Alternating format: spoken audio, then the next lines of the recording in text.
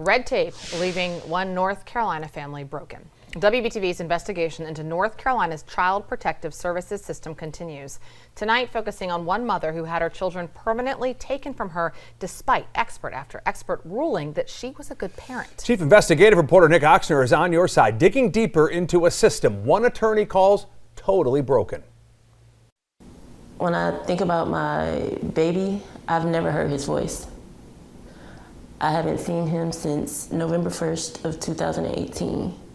I haven't seen my oldest since September 9th of 2019. These pictures are all Toya Potts has left of her sons.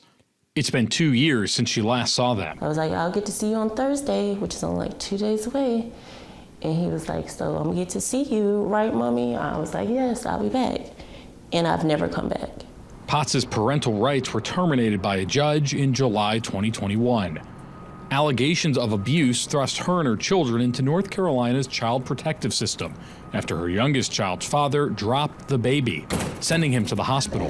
That should be long enough to figure out. Both the child's father and Potts were charged with child abuse. Her charges were later dropped.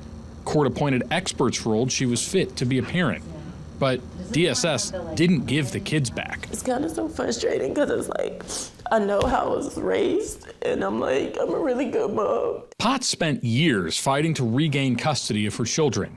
She tried getting her sons placed with family members out of state through a process known as the Interstate Compact on the Placement of Children.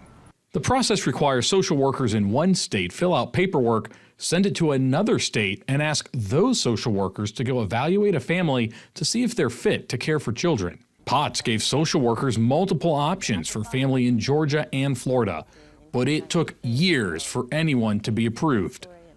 A revolving door of social workers assigned to her case in North Carolina meant the paperwork never got started. This is a good thing. When the process was complete 2 years later, it was too late. Potts' family members were cleared to get custody of her kids at almost the same time a judge decided to terminate her parental rights. You just think it's just a process that works, but it doesn't work like that. Does it work at all? In my experience, I would say no.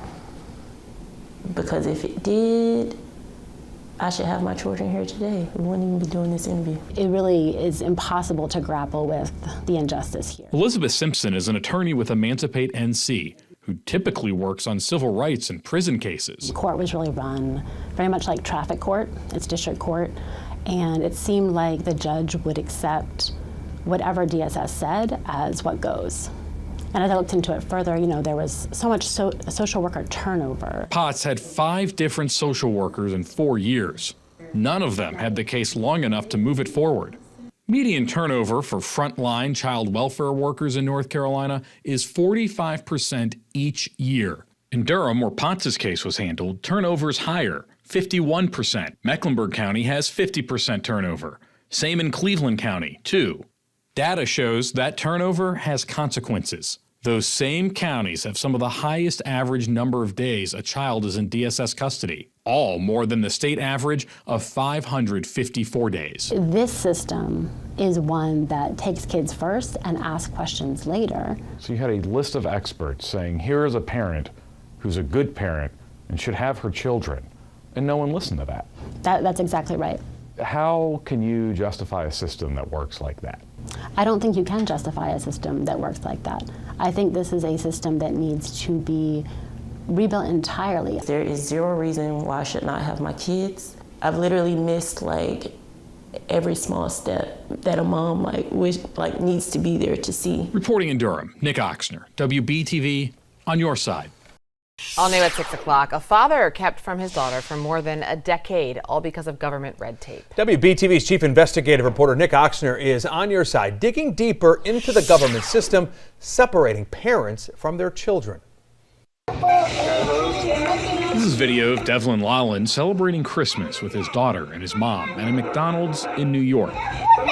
For most of his daughter's 11 years of life, this is how Lolland and his family have gotten to spend time with her.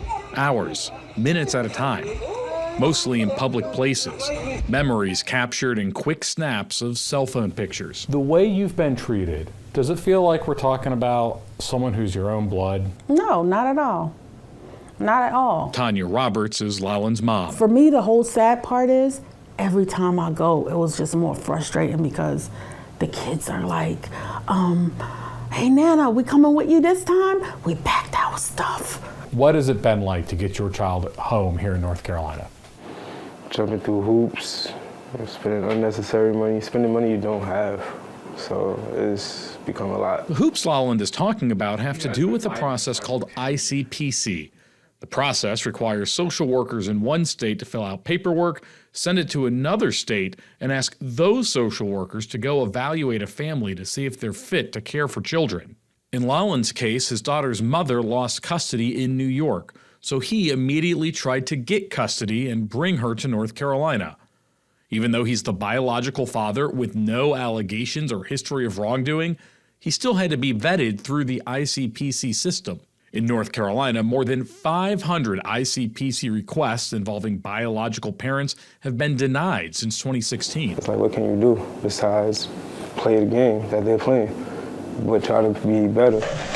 Lalan and Roberts filled out mounds of paperwork, bought new toys and bunk beds, even got a bigger house.